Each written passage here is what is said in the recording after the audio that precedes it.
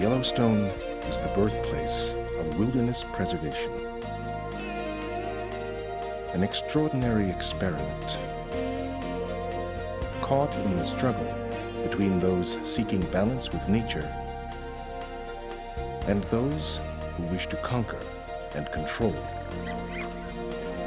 Is Yellowstone the untamed wilderness of our imagination?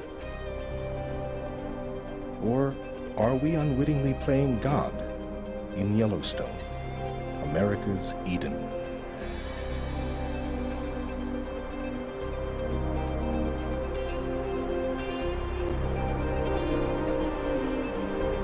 Here we have a chunk of the real world protected. And here we have a symbol of everything that's gone awry with the way human beings relate to the real world.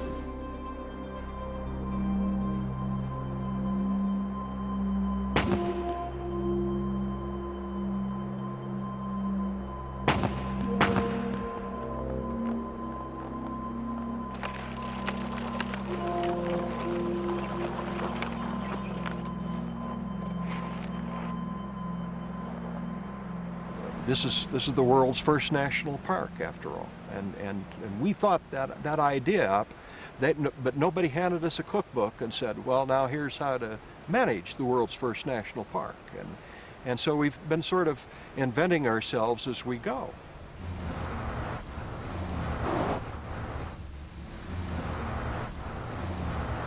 I know it's popular to say that visitors are loving the parks to death. But when you really back up and say, what's the long-term threat to the fabric of Yellowstone? It's really not the numbers of visitors. They are, in fact, damage each other's experience. And they can damage the resource. Make no mistake about that. But the more serious ones right now, the ones that are irrevocable in many cases, are the habitat changes around Yellowstone. Yellowstone is a place cloaked as much in legend as in fact, the repository of America's most potent wilderness myths. But what's the truth about Yellowstone? After all, people have made the pilgrimage to this area since the end of the last ice age.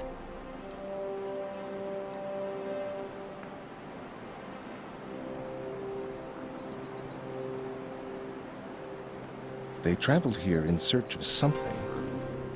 What were they looking for? What did they hope to find? One of those who came to the park in search of adventure, the wilderness, and the mystique embedded in the legends of Yellowstone was David Delancey Condon. It was 1929. Enchanted by the splendors of the park, the temporary visitor soon found himself wanting to be a steward of its legacy. David Condon became a national park ranger, and his mandate seemed clear: to protect and preserve this place for the future. Together with his wife Lorna and the family they raised here, Yellowstone was David's passion, matched only by his love for photography.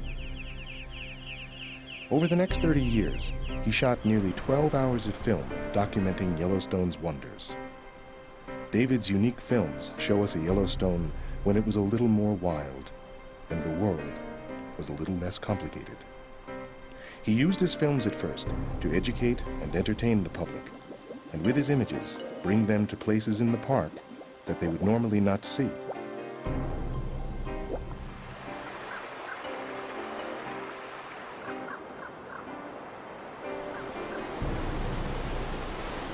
Later, he used them to document park abuse brought on by tourists and failed Park Service policies. 30 years after David retired as Yellowstone's chief naturalist, he remained critical of the Park Service. I think that the Park Service is not managing it in the way that it used to be managed, that's for sure. And I think that it should be managed in a much different manner than it is being managed at the present time. The management practices that are being followed have not really ruined the park, but they have not done it any good. For most of his life, David searched for the truth about Yellowstone, looking for the intricate webs of life that make up the ecology of the park. His story is about an American Eden of pristine beauty, but it is also a tale about a legend that's dying at the hands of the people who love and care for it. David Condon never got a chance to tell us his truth. Soon after this interview was made, David Condon fell seriously ill. No longer able to speak, he offered his films in support of his claim that the park was severely mismanaged. Tell the truth about Yellowstone was his final wish. 3 days later, he died.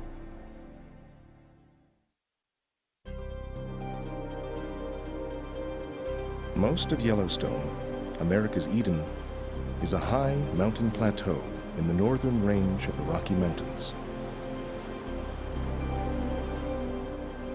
The young mountains have pushed up over millions of years, erupting at times in volcanic cataclysms, building the range and trapping its hot molten lava deep inside the ground. Today, the volcanoes lay dormant, but their legacy to this area still speaks of its fiery past.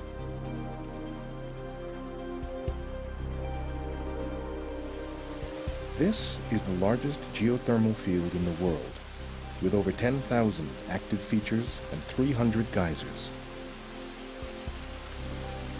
The park's splendors read like a list from the record books. With 300 miles of shoreline, Yellowstone Lake is North America's largest protected freshwater lake. Among the rivers, the Yellowstone is the longest undammed river in the United States. At one point, it spills over a 375-foot ledge to create the tallest waterfall on the continent. Great Falls of the Yellowstone are twice the height of Niagara Falls. What makes Yellowstone spectacular and immensely valuable is the ecological diversity. In the high mountains, bighorn sheep find their habitat, and in the lush alpine meadows, deer roam.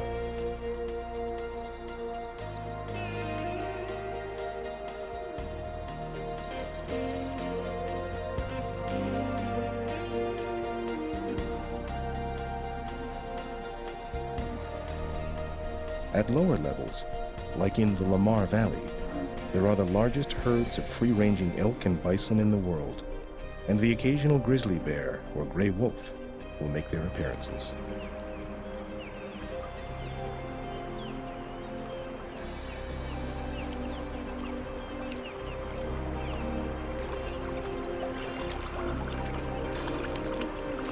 Bone remnants and spear points from caves in the area show that these have been sacred hunting grounds of the people who lived here since the last ice age.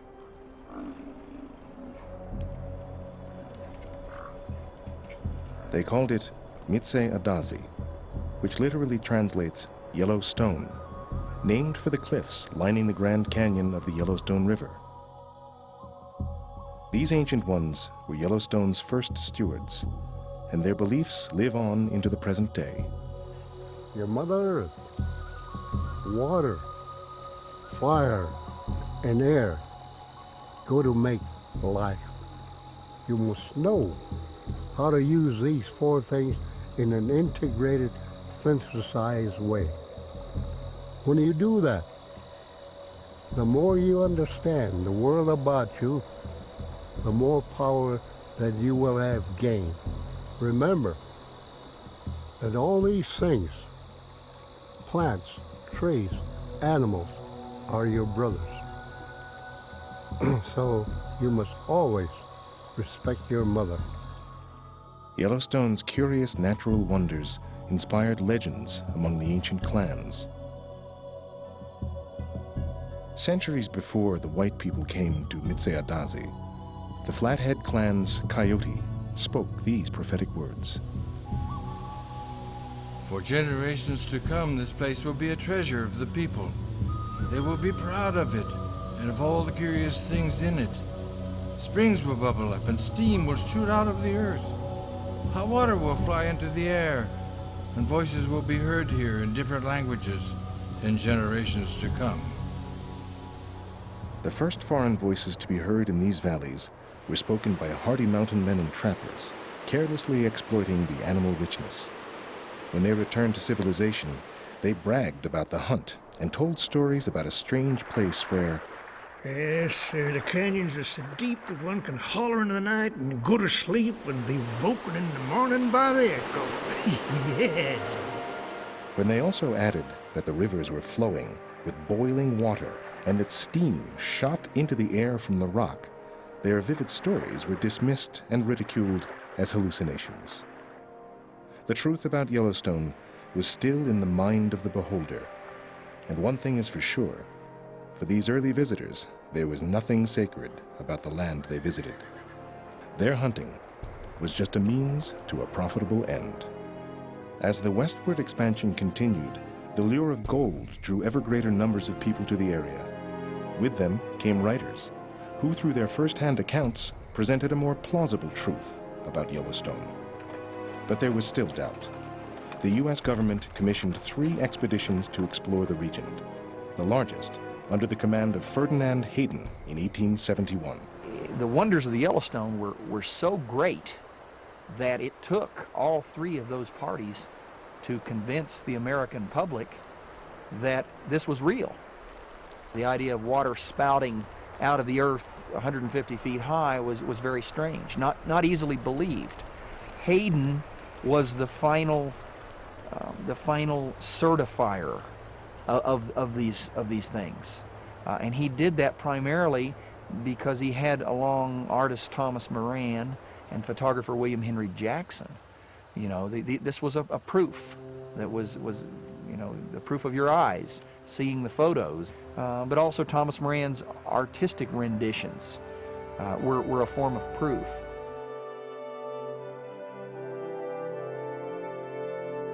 Yellowstone was in fact so special that on March 1st, 1872, the idea of a national park was realized for the first time in history when President Ulysses S. Grant signed the Yellowstone Act into law. The idea of a park large enough for a nation was an entirely new invention. What Congress intended to accomplish with this act was vague at best. Park boundaries were drawn to include only the geothermal features. This new stewardship had no provision for wildlife protection or park management. Critics complained that Yellowstone was simply a federally funded tourist attraction. They had a point. Hayden received $40,000 from the government for his expedition. He was also on the payroll of Jay Cooke, owner of the Northern Pacific Railroad. His survey was used by Cooke to map the first direct rail line to Yellowstone. In Washington, Hayden's campaigning helped Cooke gain control of the exclusive line to the park and all its concessions. For Jay Cooke and friends, Yellowstone's wonders were as good as gold.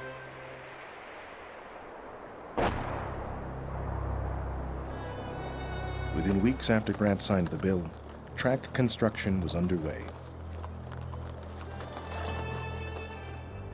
Clear-cutting to build luxury hotels and stagecoach roads to them was ordered. Poached wildlife were featured entrees on restaurant menus. Hot springs were dammed and made into spas. When the track crews invaded their territory, Plains tribes staged raids to defend their land. Angered by the delays, Jay Cooke took matters into his own hands. Knowing these native people depended on the buffalo for their survival, he developed an ingenious scheme. With the support of his friends, Cooke set out to eliminate his obstacle by organizing a campaign to wipe out the buffalo. Early accounts estimate 60 million buffalo grazed the vast western plains, the largest herd of any free-ranging animal on Earth. Weighing up to 2,000 pounds and capable of sprinting 35 miles an hour, they were a formidable target. Shooting them became a sport. In the 1870s, 200,000 hides a day were sold in St. Louis. Buffalo hides were used to make coats and industrial pulleys. Buffalo bones were crushed to make fertilizer. In just 40 years, 60 million animals were reduced to a few dozen survivors, discovered in Yellowstone's Pelican Valley.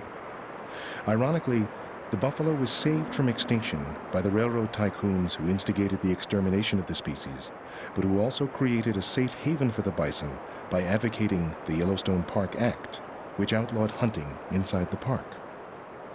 The plains that once thundered with these vast herds fell silent. The rail line to Yellowstone was finished in under 11 years.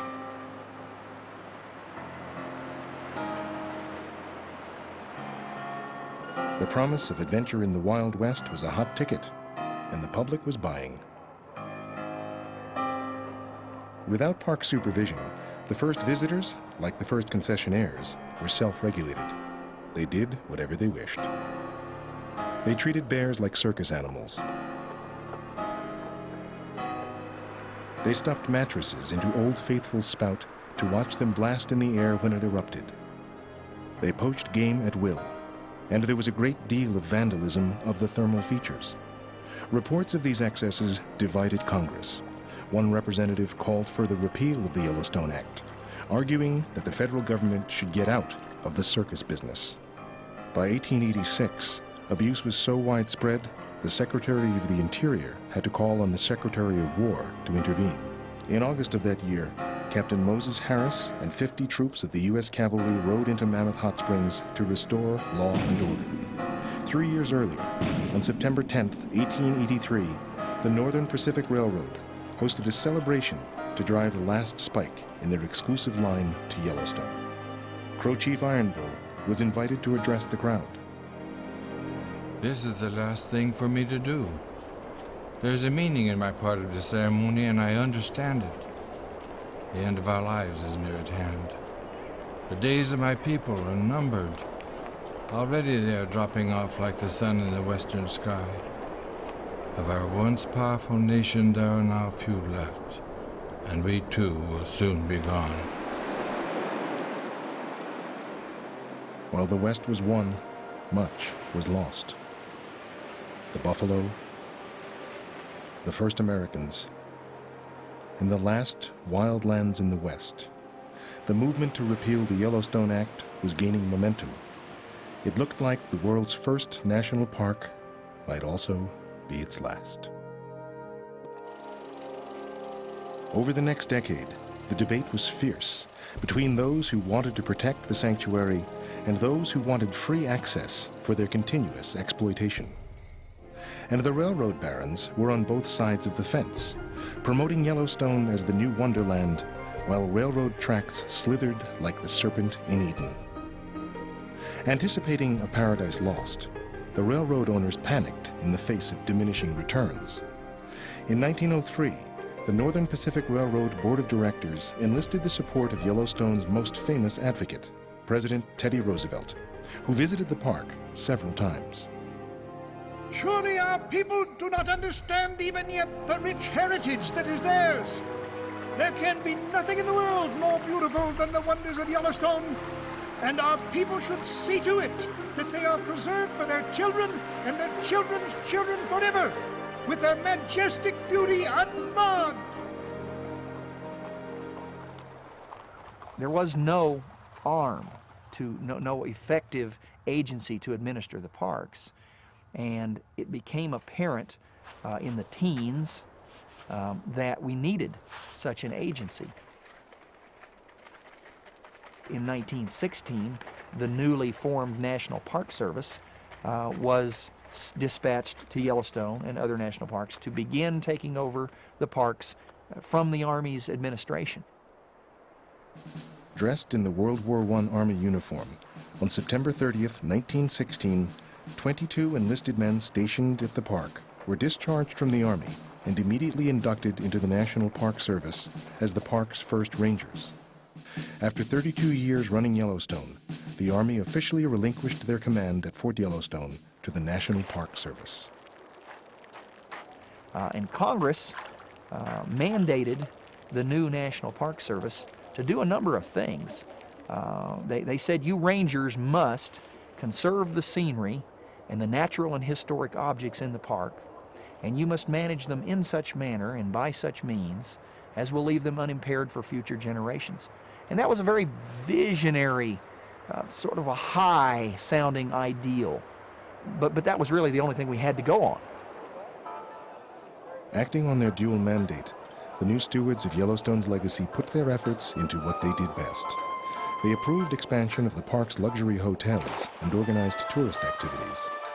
They promoted boating on the pure waters of Yellowstone Lake. Park rangers became tour guides. But didn't the authorities realize they were putting the rich wildlife in Yellowstone at risk? Didn't the rangers react to the destruction? The truth is, wildlife conservation as we know it today was at this time hardly invented anywhere in the world. The Earth was still a seemingly immeasurable place abounding with resources to be exploited. Conservation was everywhere a romantic notion of saving the grand landscapes of the world. The Park Service limited their conservation to Yellowstone's geothermal fields. Expanding protection to the park's extensive wildlife seemed unnecessary.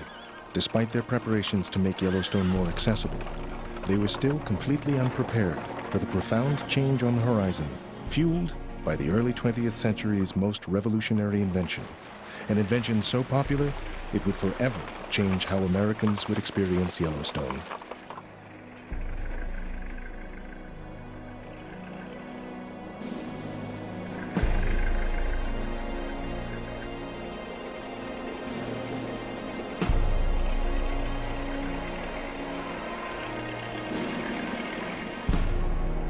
Ironically, it was in an old jalopy like this that David Delancey Condon first saw Yellowstone.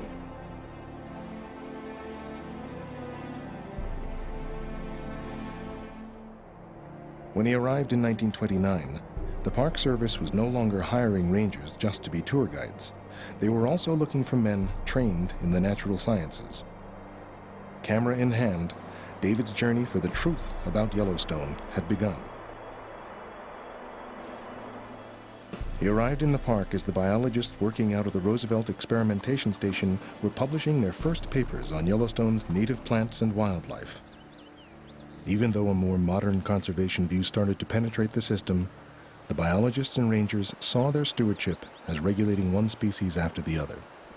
The dual mandate forced the Park Service to play God and decide which animals could live and which had to die. The large grazing animals were what people came to see, and these animals were conserved at any cost. Because predators threatened these herds, they were considered a pest.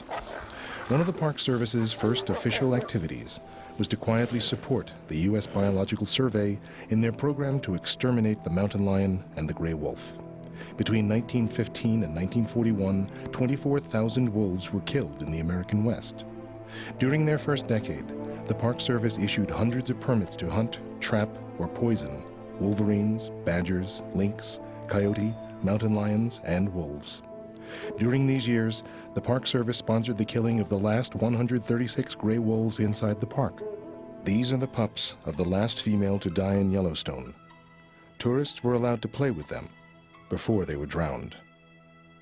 By 1926, they had the pest problem under control.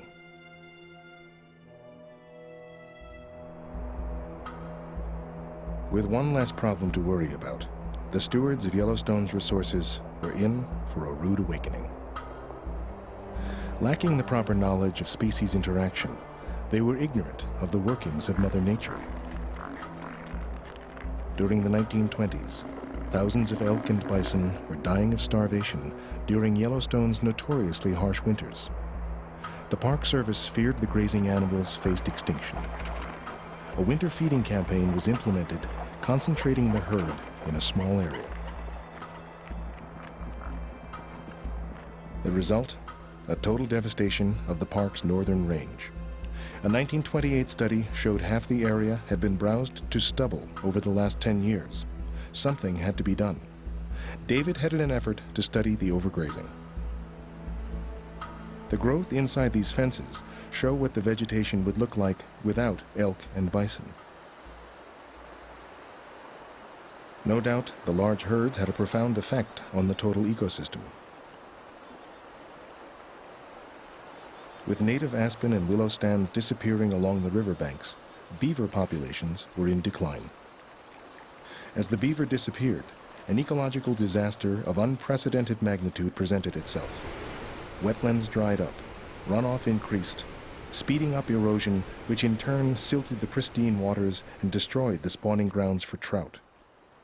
The beaver dams had provided for waterfowl habitat and vital hunting grounds for otters and mink. With beaver dams gone, riverbanks dried up, and essential food plants wilted away, the grazing animals were caught in a vicious circle. Scientists were beginning to piece the ecological puzzle together, and they concluded the elk and bison were in trouble because too many animals were concentrated in a small area that lacked winter range. And they proposed an even more radical theory, that a decline in natural predator populations might have something to do with the exploding numbers. David Condon's truth about Yellowstone was grim. Yellowstone's natural systems were failing. David was appointed assistant park naturalist in 1939, and he became more zealous in protecting the park's resources. In February of that year, he spent 2 weeks skiing from park headquarters in Mammoth to the thoroughfare district at the opposite end of the park, tracking down and catching poachers. But abuse in the wintertime, when the park was officially closed to all visitors, was nothing compared to what happened once the gates opened to the crowds that spring. Vandalism was nothing new. It was part of the Yellowstone legacy, but record numbers of visitors were vandalizing park features at an unprecedented rate.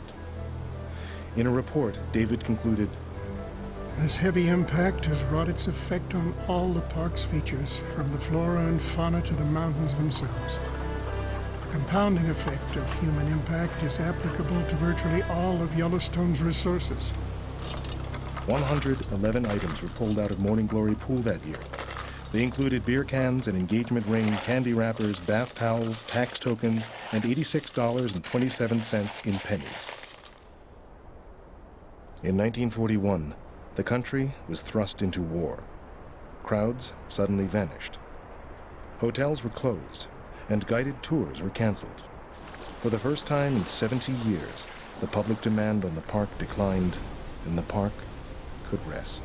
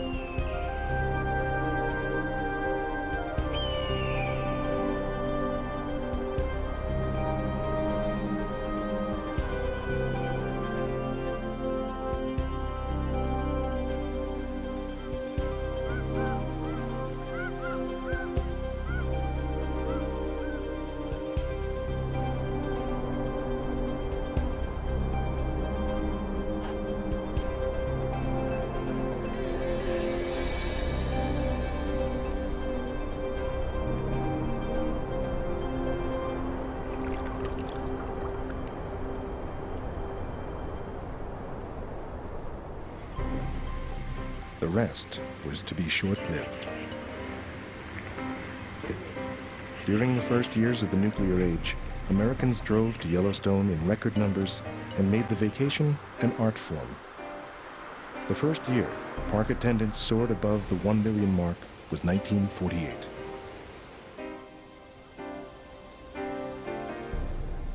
After an honorable discharge from the Navy, David returned to the Park Service uniform as Yellowstone's chief naturalist. In their post-war mission statement, the Park Service declared their new vision as Yellowstone's stewards. The Park Service promised to, quote, promote the preservation of the park's natural resources, perpetuate and portray as a composite whole the indigenous terrestrial fauna. While perpetuating the indigenous terrestrial fauna was their official stance, their actions told a much different story. Elk numbers were still 4 to 5 times what the winter range in Yellowstone could handle. Biologists produced proof that these unnaturally large populations were due in part to the fact that the elk's dominant predators, gray wolves and grizzlies, were no longer culling the herd. So the Park Service officially assumed the predator's role. Dehorned animals were transported out of the park. Others were simply killed.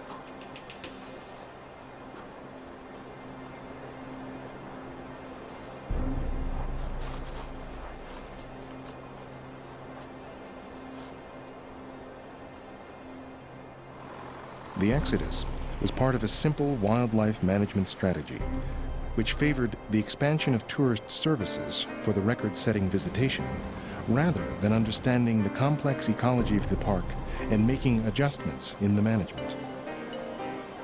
The inherent conflict in the Park Service's mandate to protect park services while promoting public access has traditionally been biased by public demand. This bias would prove fatal to the park's grizzlies. Well, if a place has grizzlies in North America, it's like it always was. And those are the most important landscapes of all. And you know, you can measure them any way you want, but basically if you don't have a grizzly there, it is not, you know, the primal landscape that Europeans encountered when they first saw this country a couple hundred years ago. Historically, bears have been at the top of the food chain in the ecosystem throughout the western United States. But for nearly a century, Yellowstone has been one of their last refuges. An incredibly efficient hunter, the omnivorous grizzly prefers berries, roots, seeds, and insects in Yellowstone's remote highlands. From the beginning, bears were part of the Yellowstone experience.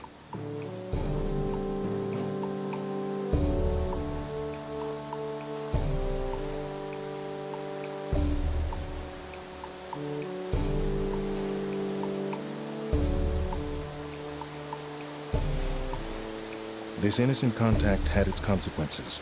Over the years, nearly 4,000 serious injuries and 5 deaths due to bear attacks have been reported in Yellowstone.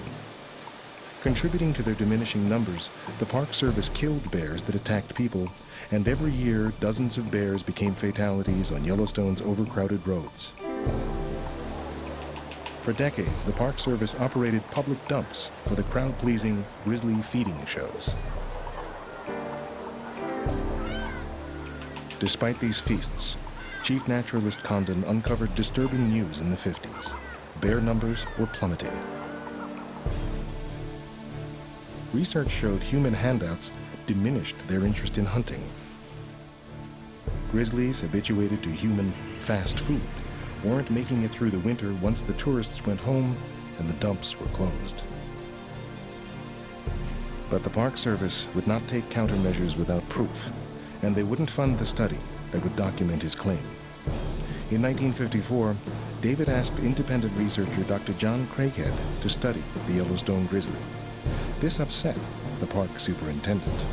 He did not want news of a declining bear population leaked to the public. It would be bad for business.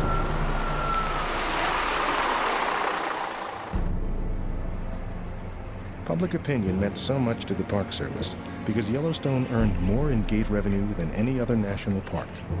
In fact, for decades, other parks couldn't open without the subsidy from Yellowstone's income. So in the 50s, the Park Service responded to public demand for bigger and better tourist services. They unveiled their most ambitious plan ever, Mission 66. Mission 66 was to upgrade Yellowstone's crumbling infrastructure and add new facilities by 1966. The program included the construction of 2 huge resort complexes. By 1958, Canyon Village was open for business. Plans for Grant Village were delayed temporarily because it was to be built in prime grizzly habitat.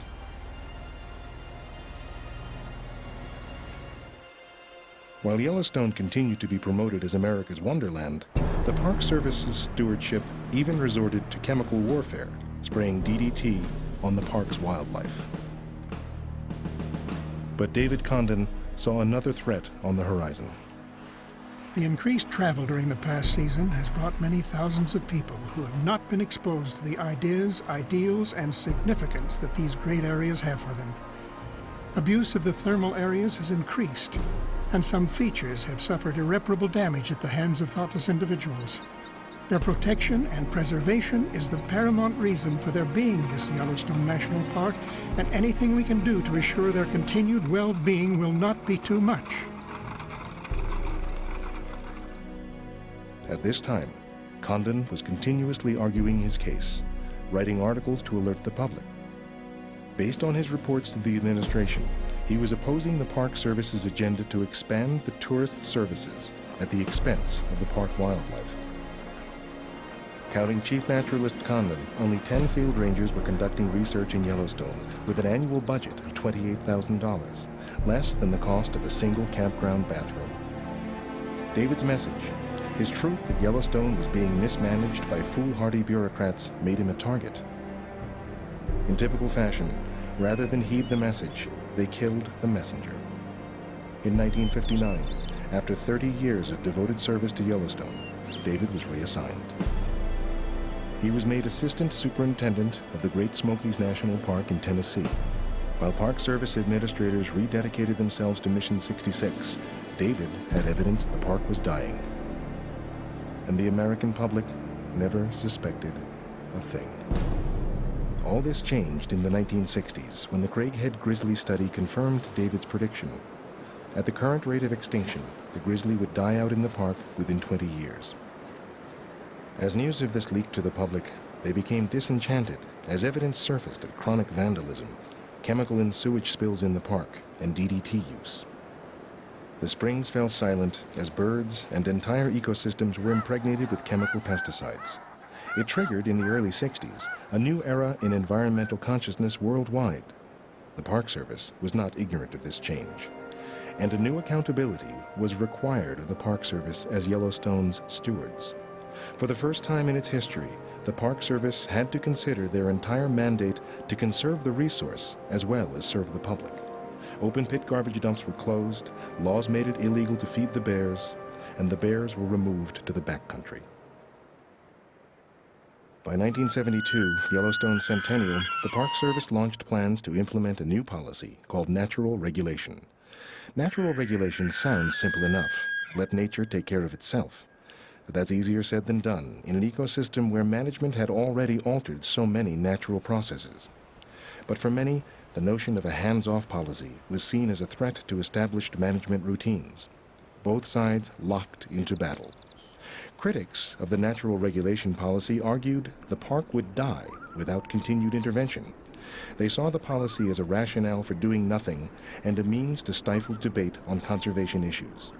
Supporters insisted natural regulation was the only way the park would survive the scars of failed management policies, that only nature could restore a damaged ecosystem to its primeval state. While each side drew lines in the sand, neither was prepared for how natural regulation would be put to the test in 1988.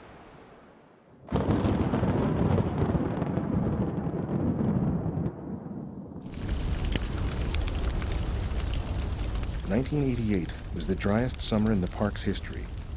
When a single bolt of lightning touched off the first fires of the season, it was just one of 249 fires that would burn that summer. The lightning bolt was nature's way, but the truth was that 40% of the fires that summer were carelessly set by tourists. Most of the fires would die out by themselves, having blazed through only small areas, but some would grow into monsters. The natural regulation policy said, let it burn. And the fires soon raged through valleys and forests, finally burning 40% of the park's area.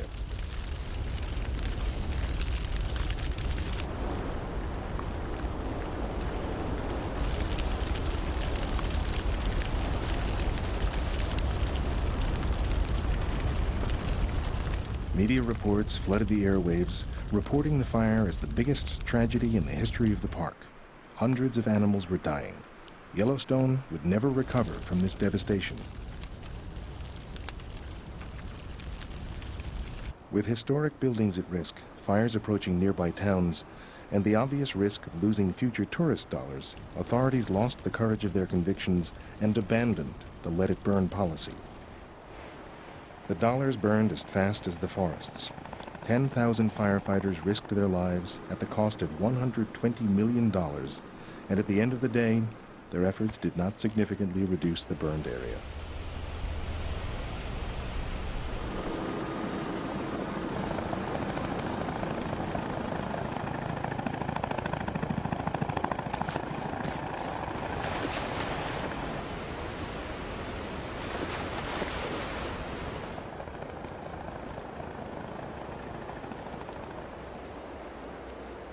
The nation was divided. Many Americans criticized the Park Service for having destroyed America's Eden. The Park Service fought back. They joined conservation groups in a campaign to educate the public about the ecological roles of fires. The patchiness caused by the fire is nature's way to create diverse and unevenly aged forests. Unlike clear-cutting, fire checkerboard patterns leave large stands undisturbed to reseed the new forest. Fire is the first step in a forest's rejuvenation. The natural mechanism needed to release the seeds from lodgepole pine cones. The fire is not the destructive end of a life cycle. It's the genesis in America's Eden. And soon it all bloomed again.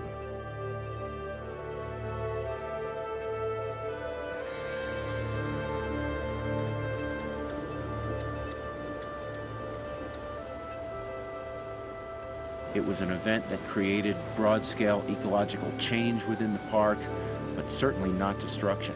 This is one of the major processes that we have to protect when we're talking about protecting wilderness. We're not just talking about protecting a snapshot of a landscape at a certain instant of time. We have to be talking about protecting the processes that create this dynamic, changing landscape.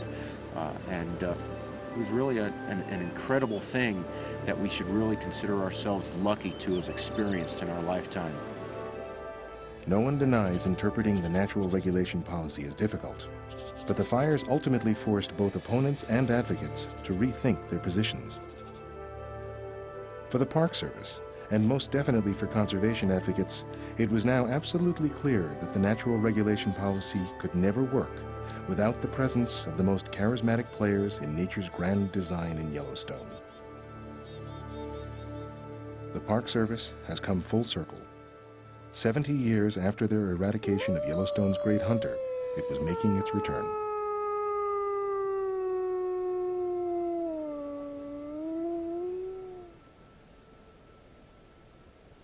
The wolf has a special place in Yellowstone as predator and as legend.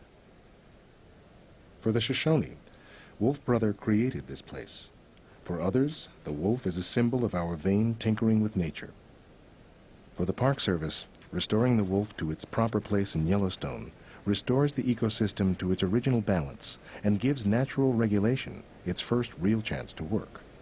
Bringing the wolf back also rights a wrong in their legacy of stewardship. The wolf is a keystone species. With wolves here, Yellowstone and the ecology of Yellowstone will be fundamentally different than without wolves. And that applies to the elk and the moose and the bison that they prey on, the relationships that wolves have with coyotes, that coyotes have with mice, that mice have with grass, and that mice have with hawks and owls. It permeates the entire system. In January of 1995, after years of legal, political, and social battles, 14 gray wolves were captured in Canada.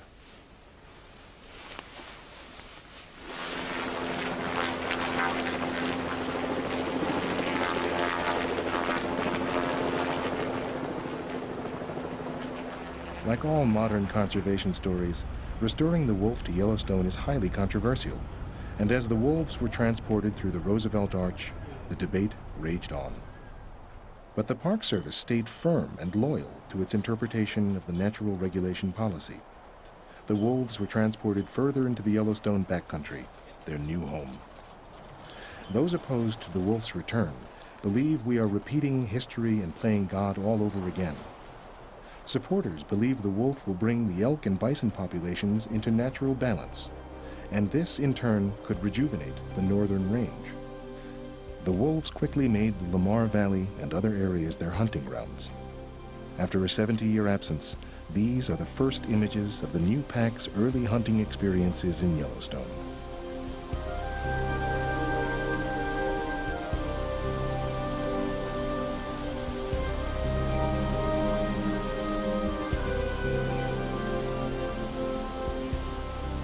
We all, I think, intuitively understand that a completely civilized or tamed world is a dead world. And we need that unpredictability. We need that sense of the uncontrollable. And even though wolves don't necessarily threaten us in any way, they do provide that otherness, that sense of something that perhaps we've given up. And I think that's why, in many ways, we long for them, we respond to them, we react in such a instinctive way to their howl.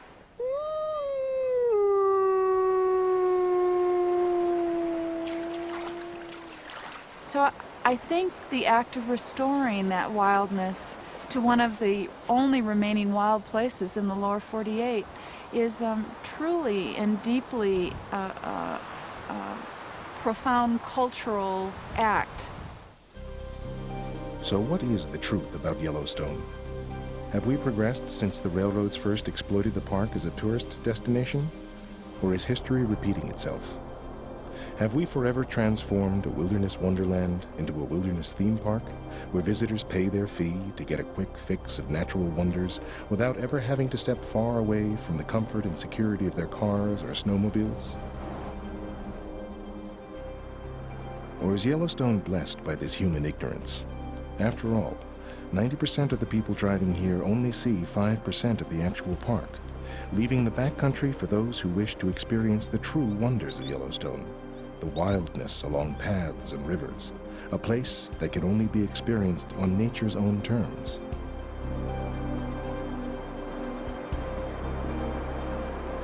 These remnants that we call wilderness today are what our species evolved with, what we lived with until a couple hundred years ago on this continent rather. And I think it's worth everything to fight to keep a few of those places. And they are things which are by definition beyond our control, beyond our culture, beyond our notions of dominion or anything else.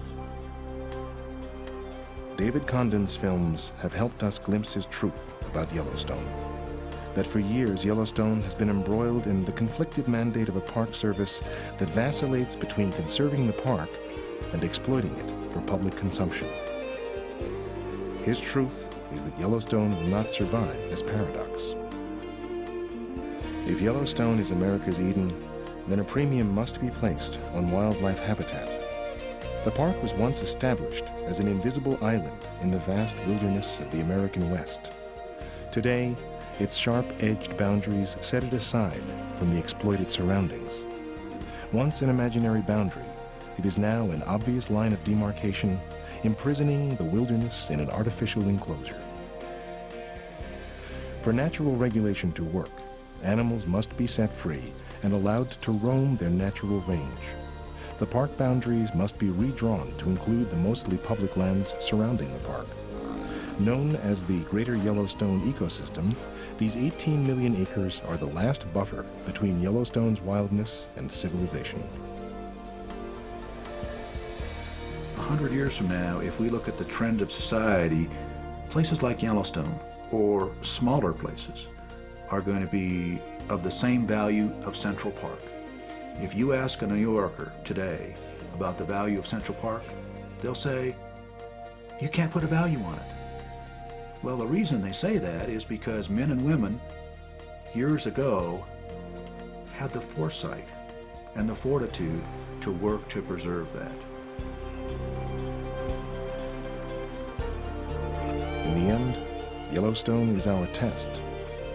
Will we be able to adhere to the principles of the Native American faith, to understand that power is granted to those who will respect and protect not only the landscape, the plants and the animals, but also the intricate processes that govern life and death?